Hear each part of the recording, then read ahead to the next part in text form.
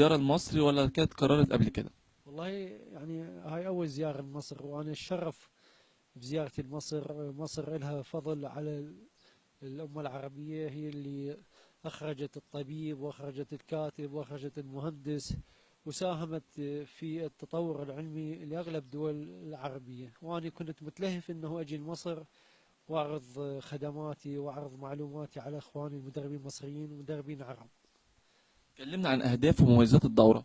الأهداف أنه نشر آخر المستحدثات باللياقة البدنية، من تقنين أحمال ومن تمارين جديدة فيما يخص السرعة وتحمل السرعة والمحطات، واستخدام الأجهزة الإلكترونية البلوتوث في تحديد النبض وقياسات الاستشفاء عند اللاعبين، وكيف إعداد اللاعب داخل المسبح الحمام، وكيف السباحة، وكيف إعداد اللاعب بالجيم. بالإضافة إلى أنه تعزيز ثقافة اللياقة البدنية عند اللاعب عند المدرب، والجانب يعني التطرق إلى الجانب النفسي والإعداد النفسي الطويل الأمد والقصير الأمد، وإلى كيفية الإعداد الوظيفي لاعب كرة القدم من قبل مدرب اللياقة البدنية. أنت رحت الأهرامات زرتها ولا لسه؟ والله رحتها، لكن بسبب ميسي احنا ما شفنا الأهرامات. يعني هتروح النهاردة ولا لأ؟ احنا خايفين نروح كريستيانو، فهنشوفها فقط بالتلفزيون. مش أي أماكن تاني رحتها؟ والله رحت السيدة زينب ورحت المول، أمس رحنا مول مدينة نصر. ست ستار. فالصرح عظيم، وشفنا القرموطي، هم فيلم القرموطي شفناه. إيه.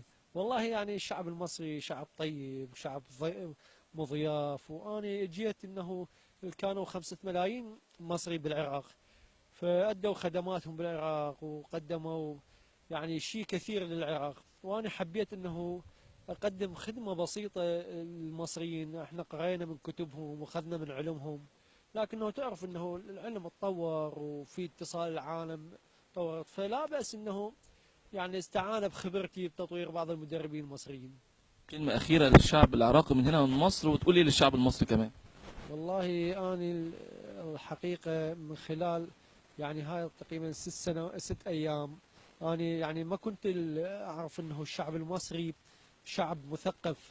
يعني حتى من تمشي بالشارع الناس تحس بيها ناس محترمة ومثقفة وصاحبين ضيافة، ويقدرون العلم ويقدرون الغريب من يجي لهم، ولو أنا مو غريب، أنا في بلدي. وأحب أوصل سلامي إلى أهلي بالعراق، وأتمنى أنه السلام يعم على العراق وعلى مصر، وإن شاء الله ننتهي من صفحة داعش، والله يرحم شهدائنا وشهداء الأمة العربية جميعا. أنا أجي نورت القاهرة. الله يخليك، الله ينور عليك. شكرا جزيلا هذا اللقاء، واشكر الملاك اللي يعمل معاك، وشكرا ألف شكر. شكرا ونورتنا، شكرا. حبيبي شكرا جزيلا.